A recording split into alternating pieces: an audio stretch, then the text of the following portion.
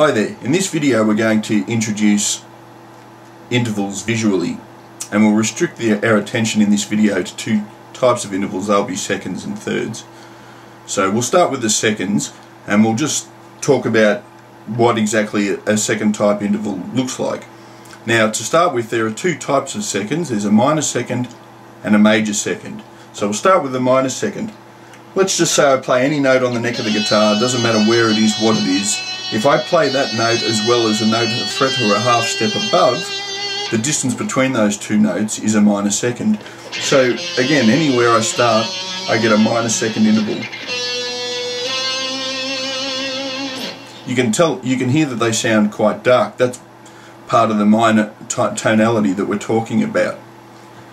Alternatively, if we look at major second intervals, we have a 2 fret or a whole tone difference. So if I take this top G on the E string and I play the A, I'm playing a major second interval. So yet again, doesn't matter where I start on the neck of the guitar, 2 fret difference is a major second. Now you'll hear that they sound a little bit more natural than the minor seconds, and you should, noodle around on the neck of the guitar and fiddle with these two types of intervals or qualities of intervals and just listen carefully to the differences between them. Okay, so seconds are pretty straightforward. Thirds, on the other hand, are a little bit trickier to play because we start increasing the distance. So basically, there are two types of thirds as there were with seconds, and these are minor and major. So for a minor third, it doesn't matter where we start on the neck of the guitar. Yet again, it is a 3 fret distance this time, or a tone and a half. So there's a 3 fret distance there.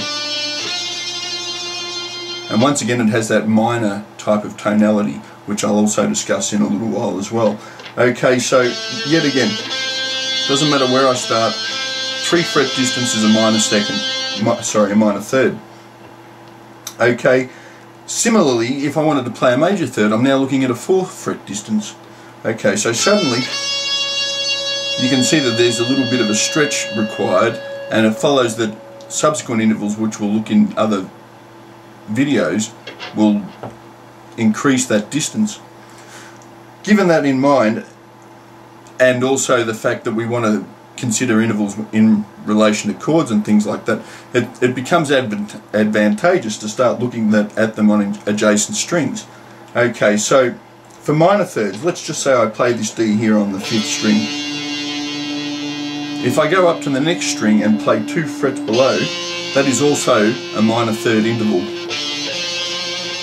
It's exactly equivalent to the 3 fret distance because of the tuning of the guitar. So the only exception to this is when I start incorporating the B string in the top. So let's say I start on the 3rd string, the G, and let's just say I play a D. It's only a 1 fret distance as well as a string distance because of the tuning. But once I go to the 2nd string, that 2 fret distance comes back. So it then follows that for major thirds, if I were to consider adjacent strings rather than a 4 fret span, I would just play a 1 fret 1 string difference. Okay, so let's just say I play the C on the 5th string, up a string and down a fret is a major third. Similarly, if I was to start here at G on the 4th string and play the B on the 3rd string, again string up a fret back, that's a major third interval.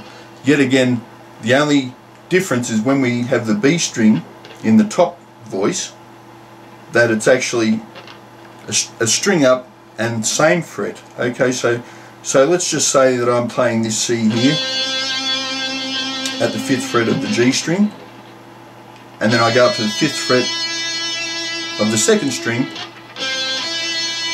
and yet again I'm playing a major third. Now if I were to go up to the top 2 strings and take the 2nd string, that 1 fret distance returns.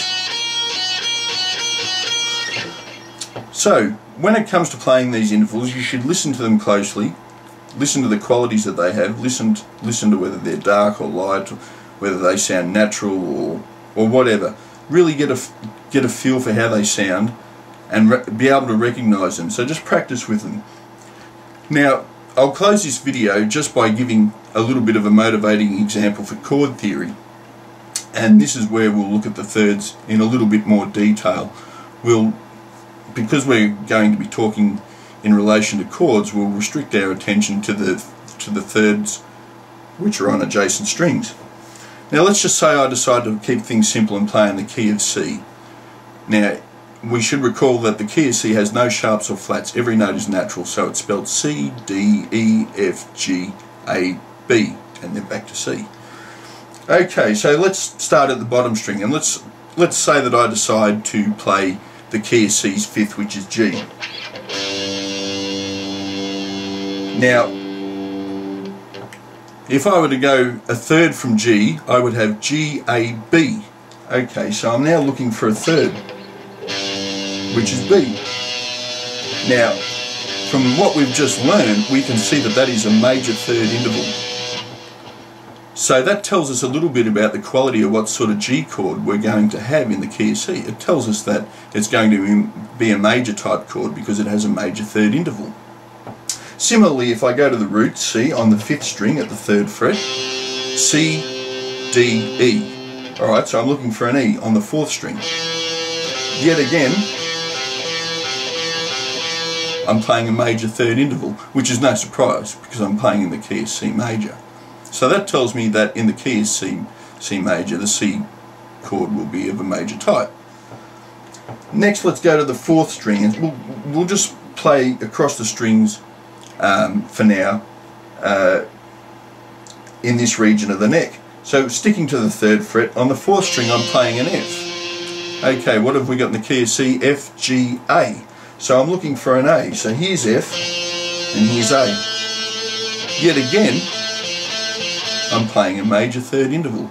So that means in the key of C, the F chord's going to be of a major type.